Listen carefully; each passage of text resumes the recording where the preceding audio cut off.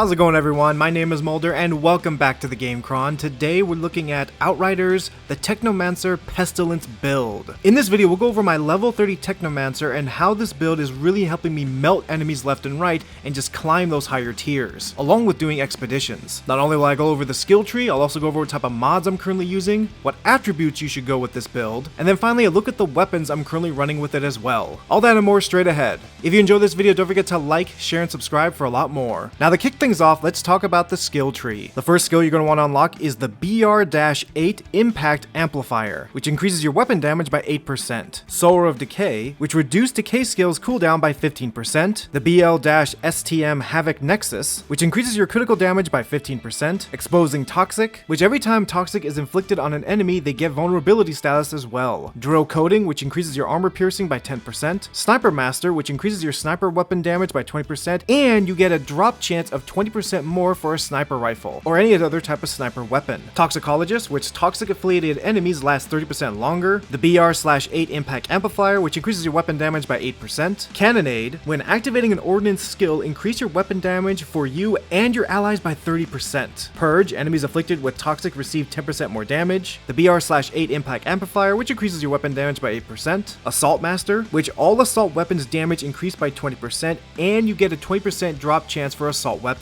Assault Power, which increases your assault weapon damage by 12%. Drill Coating, which increases your armor piercing by 10%. Two sides of the power increase your damage received from all sources by 15% and dealt by 20%. Sharpshooter, which increases your long range damage by 30%. The Great Amplification, which increases your Anomaly Power by 4% for each of the unlocked BR-8 Impact Amplifier class mod. The UTI-14 Clips, which increases your magazine size by 50%. Purge, which enemies inflicted with toxic receive 10% more damage. Empowering Antenna, which activating a decay increases the weapon damage of you and your allies by 40%. Now the three skills that I've been practicing with that go great with this build, number one being the Blighted Turret. Now the Blighted Turret is fantastic for melting down enemies, and half the time you don't even have to even pull the trigger of your own weapon. The Blighted Turret will take care of the enemy itself. And depending upon what type of mod you want to run with, you can actually switch this turret to either using Toxic Stream or a Free Stream. It depends upon how your build is going, but I definitely recommend keeping this as a toxic one. The second skill is Blighted Rounds, which do a heavy amount of damage once hitting the target and inflicts toxic on them. And thanks to the UT14 Clips mod, your magazine will now increase to 50%, which allows this skill to last a lot longer. And then finally, number three is Tool of Destruction, which is a lifesaver against crowd control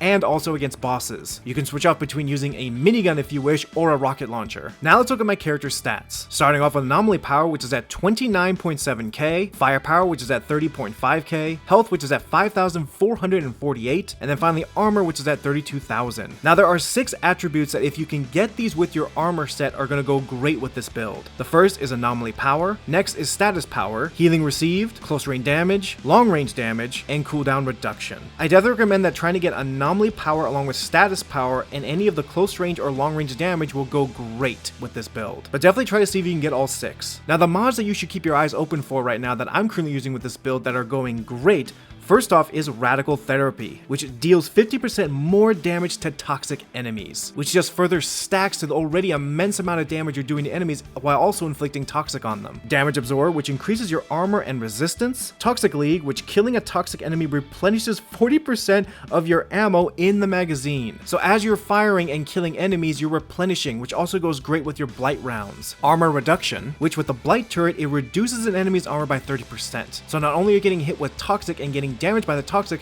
they're losing armor as well, which is great for against bosses who you can just melt them with your firepower. And then finally is Spare Mag, which allows the Blight round skill to have an extra magazine. Now as I'm currently running with this build, I have a 75 shot magazine. So when I activate the Blight, not only do I get to use all 75 of those rounds, but when I reload, I get the Blight rounds back again and a 75% shot magazine again. You will be melting enemies left and right with this. Speaking of weapons, the one I'm currently using is the Wicker, which is at 18.7k, the Headhunter, which is at 20.1k, and then finally the Bolt and Thunder at 11.7k. This build is fantastic when going on your own in the higher tiers or expedition, but even better if you're running with a team. The one weakness with this build is that you do have a little bit of low health, but thanks to the mods I just mentioned and also the focusing on increasing your armor and resistance, it shouldn't be a problem, especially of how quick you can can melt enemies down with this build. This build is definitely for medium to long range fighting. Because of the lower health, I do recommend that you stay at a distance when fighting up close with enemies. But even if you're being rushed by, say, monsters, you're able to melt them down easily. Drop your Blighted Turret to where it can take the bulk of the damage and most of the enemy's attention, especially during boss battles. Heavily armored foes such as mini bosses and regular bosses will go after the Blighted Turret, giving you a chance to do more damage to them while at a safe distance. Once I got this build made, I didn't have to worry about any more enemies coming at me, and I was able to climb through the tiers very quickly. I'm currently on tier 13 and just making my way through it like it's nothing. So if you're currently running as a Technomancer on your second playthrough like I am,